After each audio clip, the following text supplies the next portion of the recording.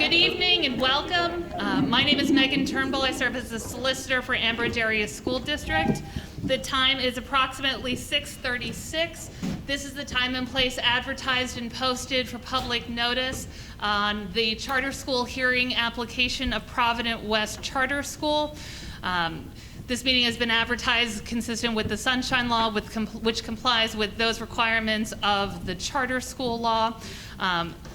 Accordingly, we had requested in advance that any registered speakers identify themselves in advance of this hearing. We do have that list, and those folks will be permitted 3 minutes to speak following the applicant's presentation. This evening, and just as a point of information, there is a regular board meeting that does start at approximately 7 p.m. So this evening, we're going to be focused and like a laser on getting done what we can in the time that we have between now and approximately 7 p.m. We're going to wait for a logical point in time to end and not cut people off. If it is necessary, the board is prepared to continue after their board meeting, but my understanding, speaking with Mr. Shuckrow, counsel for Provident West, is that we otherwise have a game plan for this evening. The board will take notice of the application, which was filed with the school district on or about November 12th, 2021. We'll also take notice and provide a copy for the purposes of the record of correspondence by and between myself and Mr. Shuckrow dated December 7th relating to the hearings and the scheduling thereof. And I think with that being said, I will just ask the court reporter to swear in very quickly anyone who intends to present testimony this evening. And at that point, I will turn this over to the applicant and applicant's counsel to begin. Anyone who is going to be testifying this evening, if you'd raise or if you'd stand up, please. Raise your right hand. Do you swear the testimony you give tonight will be the truth, the whole truth, and nothing but the truth that is transferred to God, each and every one of you? Thank you. Thank you very much. And Mr. Shuckrow, please feel free to begin. Thank you, Ms. Turnbull. I'm Alan Shuckrow, and I want to thank the board, Dr. Pasquarelli, solicitor, all the administration, and community for having us here this evening. I represent Provident Charter School West. I also represent Provident Charter School, the original school that is in Troyville, in Pittsburgh, in the Old North Catholic building. Many of you may be familiar with that.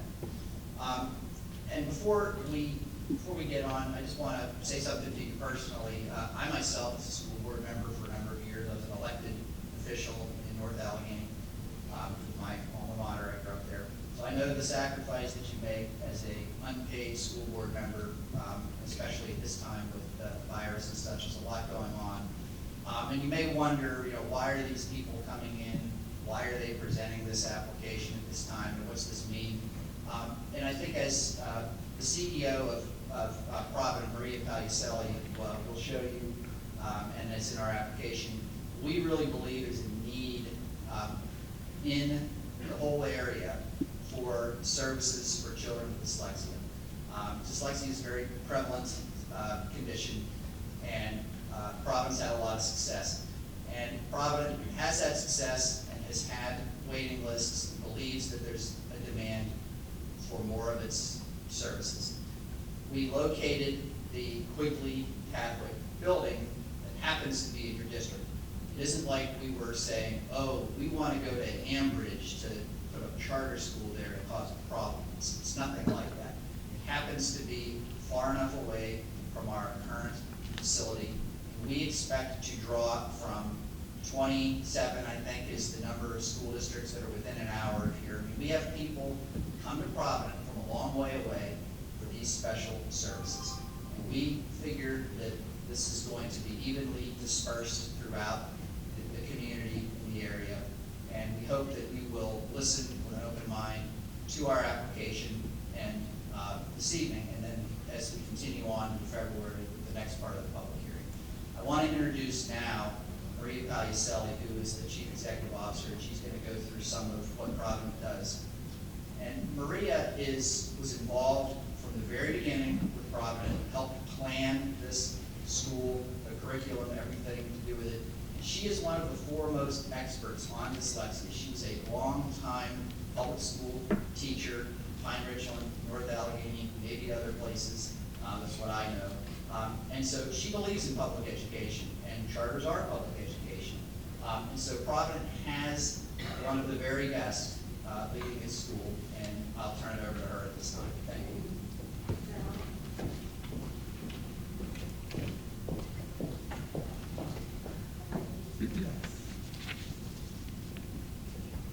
Good evening. Good evening. Members of the average area school board, Dr. Pasquarella, and average community members. I'm going to read this, it's okay. I'd like to take a moment to tell you what I prepared to do, plan to do this evening. I'd like to share a little bit with you about some of the challenges that are faced with students who have dyslexia. I'd also like to share some real information about what our model is and why we've been successful. And I hope to echo what Alan just shared, that our application to open in the Ambridge Area School District is only a result of an immediate building availability.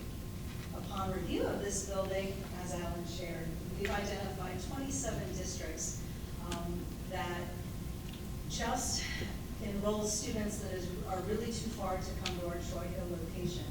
Our Troy Hill location, we call Provident Central, enrolls 331 students, and they come from 44 districts in the surrounding Pittsburgh area. So while our charter is with the Pittsburgh Public School District, we truly have students who come from 43 other districts. So wanted to make that point. I also would like to kindly ask you tonight that you consider that there truly is no shortage of students who struggle with basic literacy skills in our area. Our application shares some data that speaks more to that. I don't think it's dramatic to say that without a solution, our youth is at risk. They're at risk to drop out. They're at risk to become incarcerated, to self-medicate, to develop mental health problems, and I think we have a need.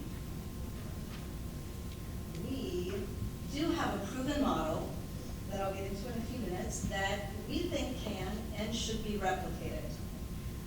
I can tell you that we have, when we opened our door in 2016, and still to this day, we enroll 3rd and 4th grade non-reading students. Not students who are just struggling with reading. We enroll non-readers. We take students from districts and they look like they will never learn to read, and then we teach them to read. And our goal is to transition them back to their school district. Our Provident Central has students enrolled in grades 2 through 8, and our goal here at Provident West is 1 through 8. Not only does this change the lives of students and families in real time when they're in 2nd, 3rd, and 4th grade, but it also changes their trajectories. Many don't know that dyslexia happens to be the most common learning difference. And I say difference, I'll explain in a minute why I think it may be considered by some a disability, but it's a difficulty with language. Some characteristics of dyslexia are actually desirable to have in life, and we'll talk about those in a moment. Some people consider dyslexia a disability because of their difficulty with print, and we can thank the invention of the printing press for that. Otherwise, if there was no language in print, we might not even know who the people are with dyslexia. They possess some really unique characteristics. If you can look at some of the people who are pictured here, their strengths and contributions to society speak for themselves. It would be hard to imagine our lives today without people like Walt Disney, Steve Jobs, or Winston Churchill. While these are special people indeed because of their contributions, I would argue that they are no more special than some of the students I've worked with. Gavin, Megan, Laura, Evelyn is back here tonight, and we might have time to hear from her. These and many others that have tried to overcome dyslexia. I like how Sally Shaywitz, who's the researcher from Yale Center for Dyslexia and Creativity, describes dyslexia through a sea of strengths model. And these are some of the characteristics that I was just referring to that are really desirable to have in life. Critical thinking, problem solving, reasoning, general knowledge. These are individuals who are often mechanical, creative, and entrepreneurial. They'll walk into my office and fix my copier by playing with it. They're students who would rather draw a diagram or a picture than respond in writing. It's this deficit in decoding that dyslexia is characterized by, but it's surrounded by a number of strengths, things that are quite valuable to have in life. These are people who are deep, out-of-the-box thinkers who seek to make meaning. When the decoding deficit becomes apparent for children and families in elementary school, it often is devastating. We have a number of parent testimonials to relay the impact of this. They sound like this. The last few years for my son have been stressful, emotional, full of anxiety and self-doubt. I dread each morning as my son goes off to school in tears, with his head hanging down, knowing in his heart that he has to endure another day in a classroom where nobody understands him. He felt ashamed and exhausted at only 8 years old. This is the kind of raw emotionality that accompanies the discovery of dyslexia for families when their otherwise happy, smart, beloved humans start school. This is exacerbated by the fact that there are not many services in Western Pennsylvania. So dyslexia starts with this decoding deficit, difficulty reading, and it ends up impacting everything in school. All subjects become hard when you can't read. When you take longer than everyone else to complete assignments, anxiety begins, comments from peers and teachers. Try harder, if you could only pay attention. My personal favorite, you should read more. Smart children are left wondering what's wrong with them. Time goes on, spelling becomes an insuperable obstacle, and high school does not seem like a place they want to stay. The impact of dyslexia is real. It is pervasive in that it cuts across all domains, and I don't generally like to read sides. I'm going to skim through this one. Another of our parents know that the thing about a disability, it doesn't just affect the child, the entire family. Provident acknowledges that. They lift the burden of dyslexia from a child and their families and allow the child to be a successful student. They're strength-based, focus on each child's strengths and needs.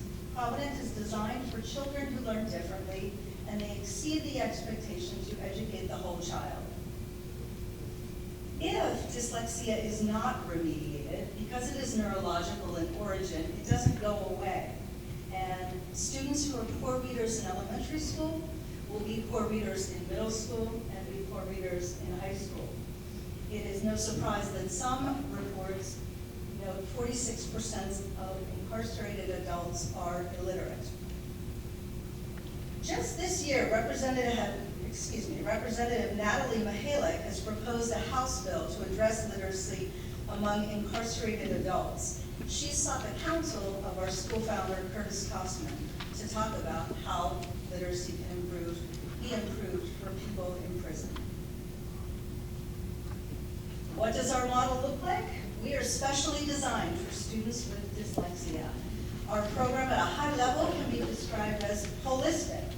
We work to serve the whole child. We understand that they come a little bit fractured, broken, frustrated, and at the forefront of our programming are evidence-based interventions, specifically to remediate and treat dyslexia.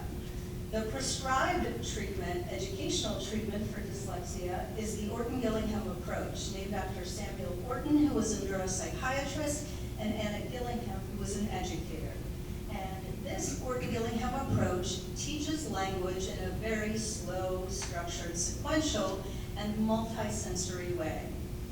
We are committed to spending a whole lot of time as well as funds to train our teachers, not only train them, but certify them in an Orton-Gillingham-based program that we use called Wilson Reading.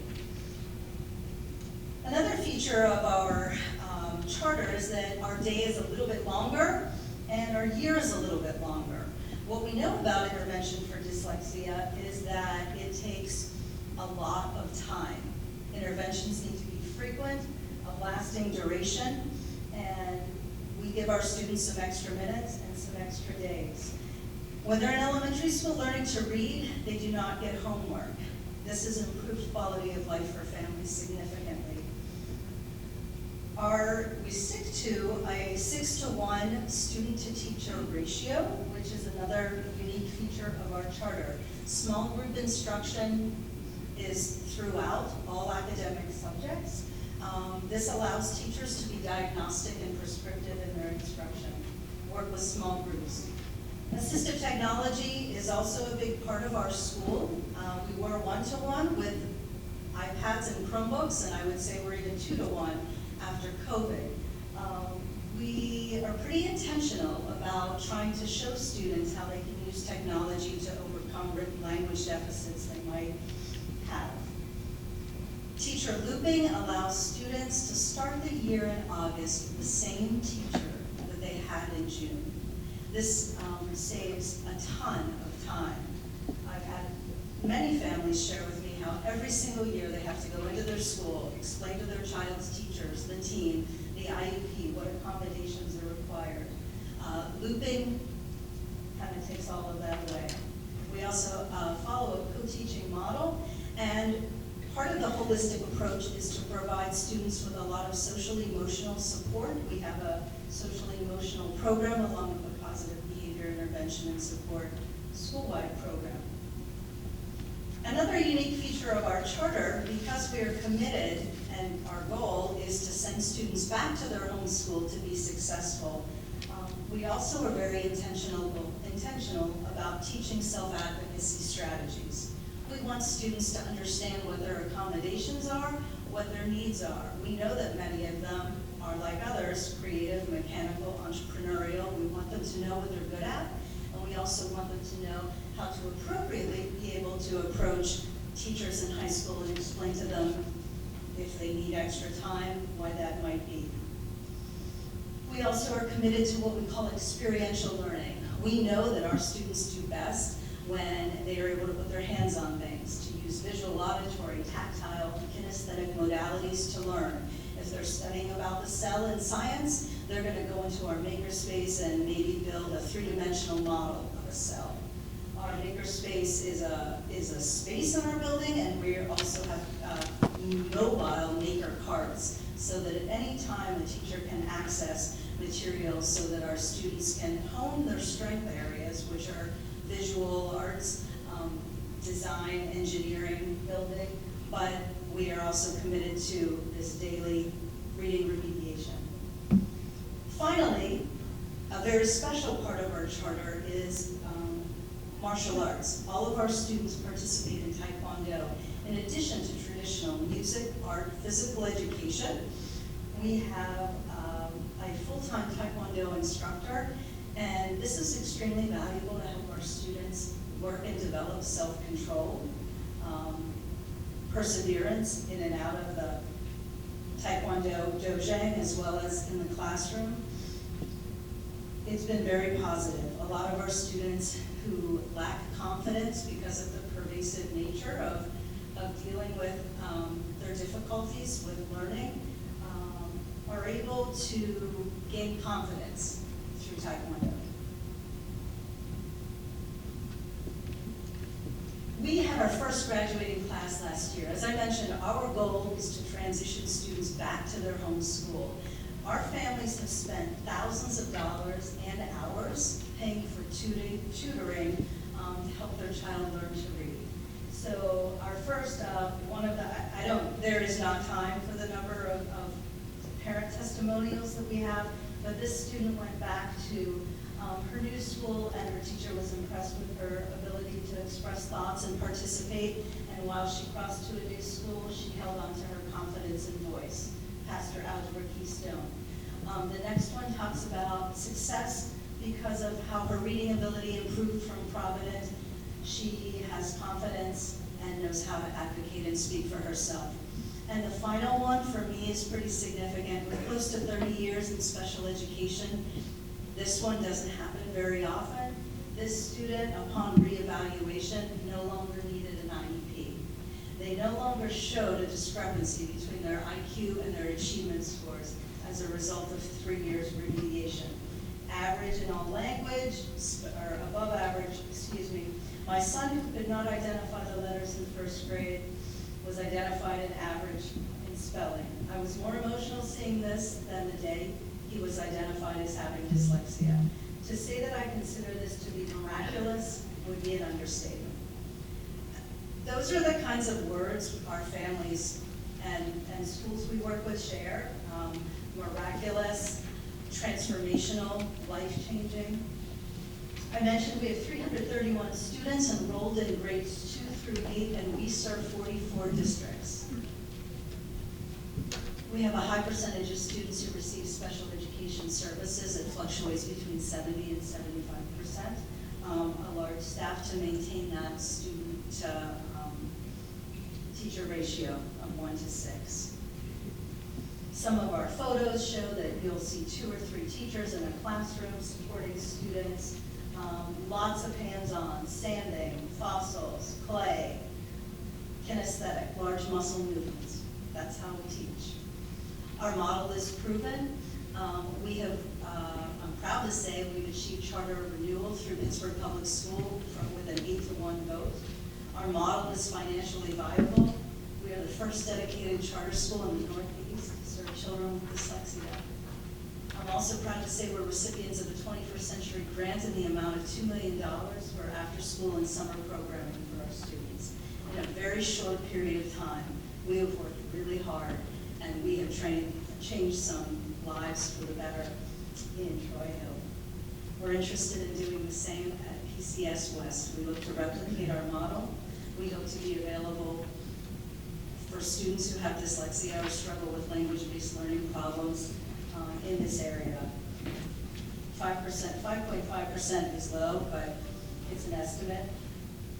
Alan mentioned again, it's 27 school districts, and truly, I know we're not greeted with a welcome eye.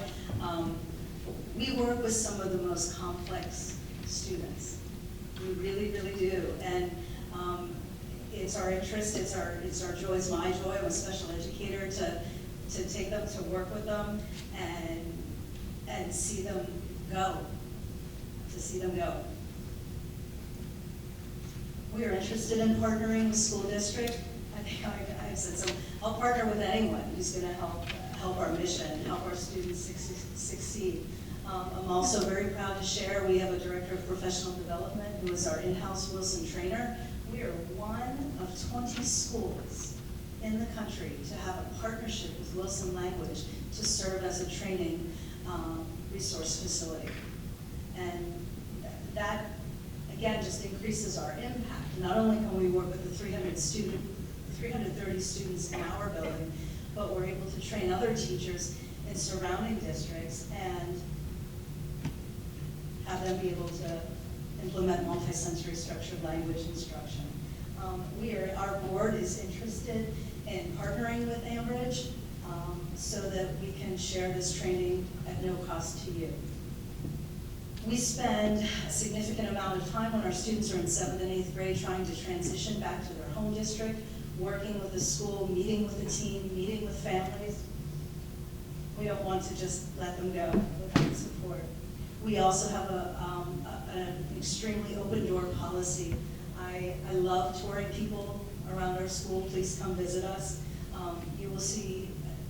unique examples of multisensory instruction, project-based learning, flexible seating, unique class design, lots of this experiential learning, these makerspace, from textiles to recording to wood shop. It's pretty impressive.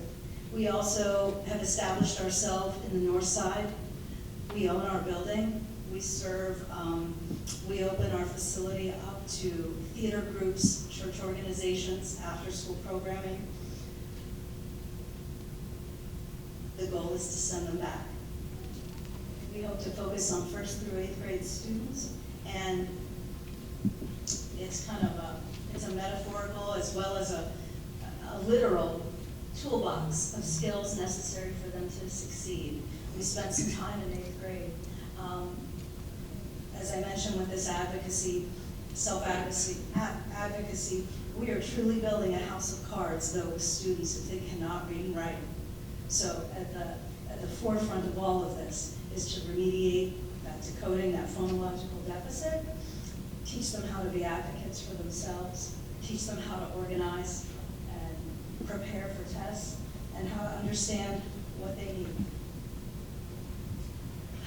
Our final two slides are fundamental beliefs and our mission statement. I hate to skip over them, but I know that I had hoped some others would have a chance to talk, but we are all about teaching and mastery, student success. We understand dyslexia. It is the most common learning difference. I would bet money that one of you know someone or in some way has been affected by dyslexia. It's that common. We are interested in helping children learn what their strengths are and address their weaknesses in a dignified way. We look at the whole child, and we are interested in partnering with others. I kindly ask you that you consider to allow us to continue our mission and serve even more students. Thank you. Thank you. I will ask the board if they have any questions for the presenter. Seeing none, Mr. Shucker, what can we do? Proceed. What I was thinking we could do, as we've sort of been discussing informally, is I think we're going to continue the hearing February 9th so we can respect everybody's time.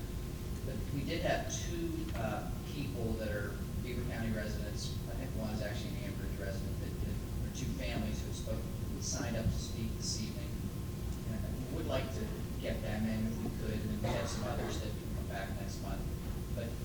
I'd like to end with them, and so I'd like to just take care of a couple of housekeeping items at the moment. We have a sign-in sheet that is circulating of everybody that is here that is supporting the application that we'll collect and we'll give it to you in the court reporter. You put that into the record if that's Sorry. okay. Yep.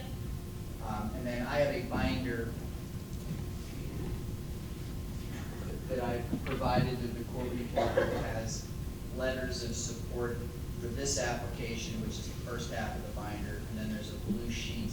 And the second half are letters of support for our renewal in Pittsburgh, which I know is not directly bearing on this application, but we think that it would be good for the board to review those.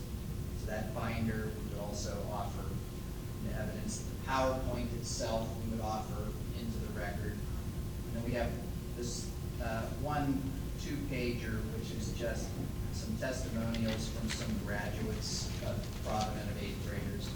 And we offer that for the record at this time as well. And then if it's okay, I don't have your list, but I know that there's an Okinawa family and a Totteridge family that are here. Thank you.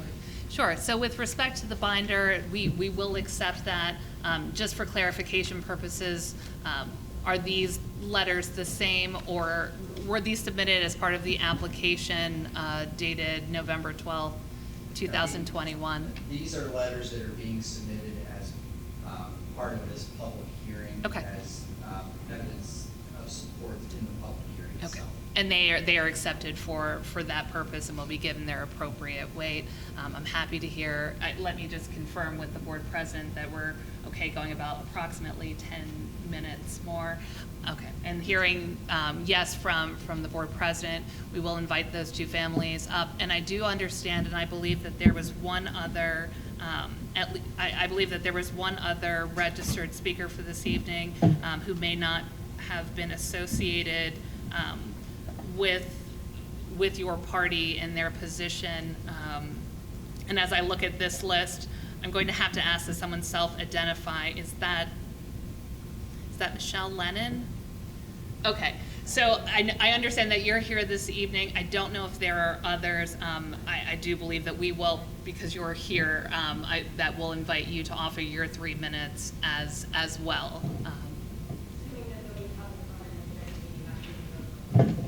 Okay. I think she said if there's going to be public comment at the next hearing, she will refer her comment to them. Is Okay. that correct? That's correct. Thank you. And if there was anyone, I mean, so what we have proposed is to, at the conclusion of this hearing, recess this hearing to February, I believe it's February 8th, February 9th, which is the next board workshop meeting at a time to be determined. We'll do our best next time not to run right up against a meeting. And so with that being said, anyone who was registered this evening as a speaker will still have those rights extended into that February 9th hearing. So with that, if you'd like to call your two families. Right, and just to be clear, I think that there will be probably other people that will call and sign up to speak at the February 9th. Okay, and we can talk about that. Thank you. You're welcome. Coconauer or Potteridge?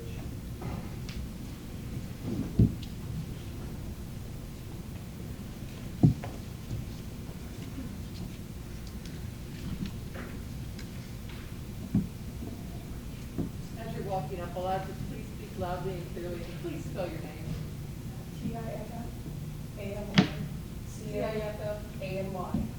Tiffamy, Cochtenouer. So our son started in Pittsburgh Public School District for preschool, kindergarten. He was doing good.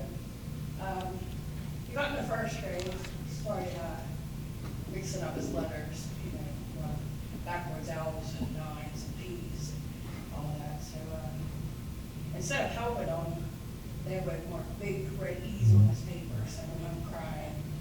We would have meetings in school. They would suggest that we get him tested for ADHD instead of just letting him have his anxiety or helping him work it out. Provident opened up where we were living at the time, and we sent him up there. He went there for second, third, and half a fourth. And he wasn't afraid to go to school no more. He didn't cry, complain that he was having problems. And they helped Gabriel turn around everything that he needed to turn around. He writes sloppy, like little boys do. He does not have a hard time correcting his letters. His G's are not backwards anymore. He doesn't cry. He doesn't struggle. Provident did really good for our son. So I think that's about all I have. Thank you. Can you confirm that where roughly in what municipality you reside? We live on Ridge Road here in Ridge. Okay, thank you.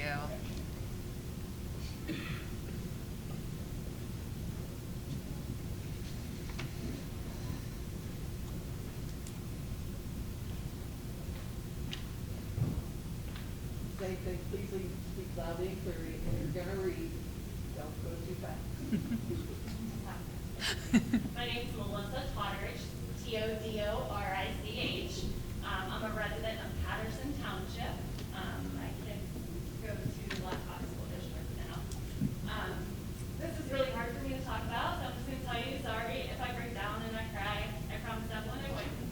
But we have something in common. I'm a healthcare worker. I'm very passionate about helping people, very passionate for people to achieve their wellness and their best, and for kids to achieve their full potential. And that's why I'm here tonight. I don't stand up and talk in front of people very often, but but I really feel that there's a huge need and a huge opportunity for us to make a change for kids in this area.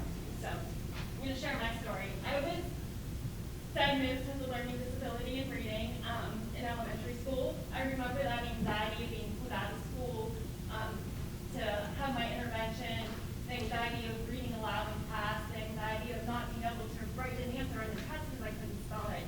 I met my husband on our dates, we were talking. Ironically, he also had a learning disability in reading. We got married, and when we had kids, I knew there was a great potential that my kids would also struggle with reading, and I wanted it to be different for them.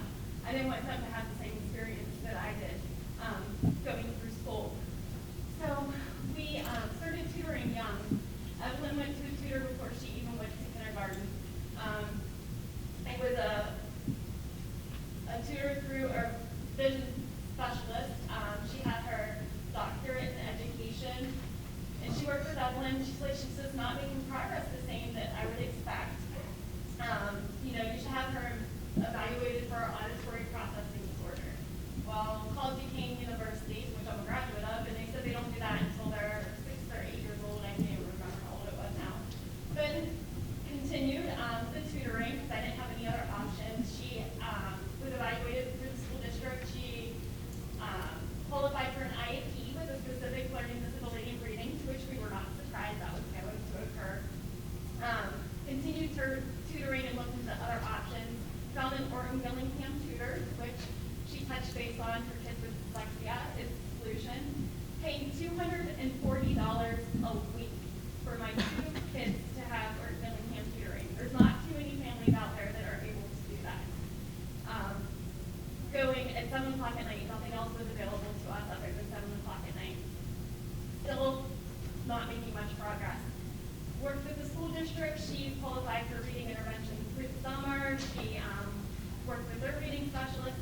Still continued to fall further behind. We had many IEP meetings and came to the conclusion that a more frequent Gillingham-based program would be better for her, but unfortunately they didn't have anything in the district to offer. So I continued to do my research because I wasn't giving up on my child, and she was going to learn how to read, and that's, thank God, when I found Provident Charter School. Provident truly, honestly changed our life. We went from hours of homework and crying and screaming.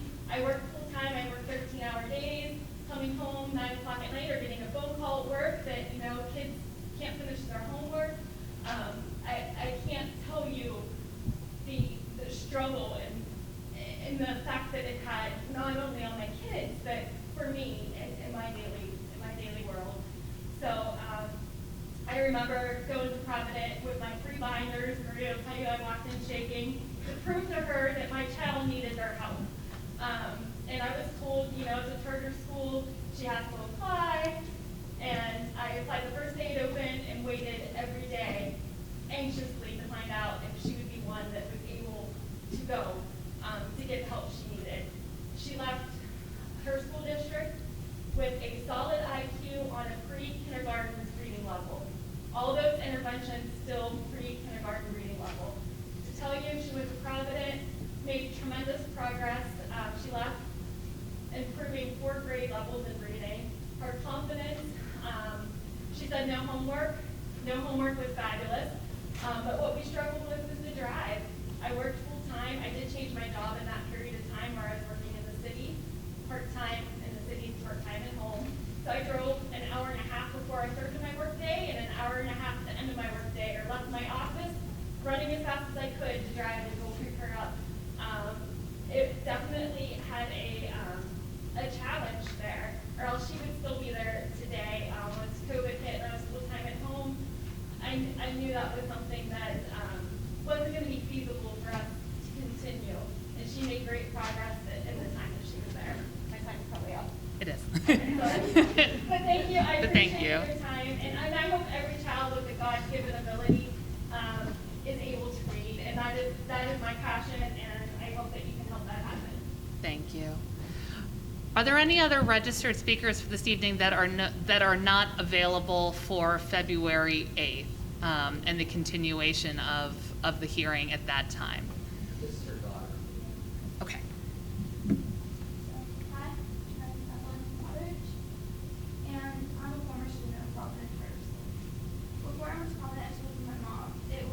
not so great. But something that she didn't talk about was my in school. This is like hard for me to also talk about because it's kind of a little bit mentally kind of, yeah. Well, basically, I felt bullied every single day at school for going to the little kids sections at the library or not being able to spell or reading or answer a question by every other student in my class. And that was really, really hard for me. I cried about it all the time, and that made me feel stupid and dumb, and I did not like how I felt about myself. When my mom found Provident, it was like everything buzzed. First time when I walked in, I remember feeling like I could breathe again, like I was suffocated for so many years. It was somewhere where people understood who I was and how I thought, didn't just judge me of how my brain worked, but who I was. I learned a lot of things when I was there. One of them was definitely my confidence in myself. And also just writing and reading. I never thought I'd be able to pick up a chapter book and read it out loud or even just to myself. And yet I do it all the time. Reading is one of my favorite things to this day. And I now, back at public school, Provident still affects me. I use their method that they taught me how to just usually think and break down words, breaking down projects, and everything just to get my regular day schoolwork done. I am very self-advocated, I guess I would say. And I like to get my stuff done because I play 2 sports. So in that condition, I always do my homework during a study hall, but it can be frustrating at times. So the special education room is usually where I do it. But it is helpful because honestly, without Provident, I wouldn't be standing here in front of you speaking. I would probably be sitting inside a room crying over homework or struggling writing an essay or a TDA. Just something that I don't do anymore. I'm a good writer. That's probably taught me how to write, actually. I never thought I could write. A teacher told me, she goes, "You're a really great writer." And I thought I'd never hear that. And I love writing and reading. And that's thanks to Provident. So that's it. Okay. Thank you.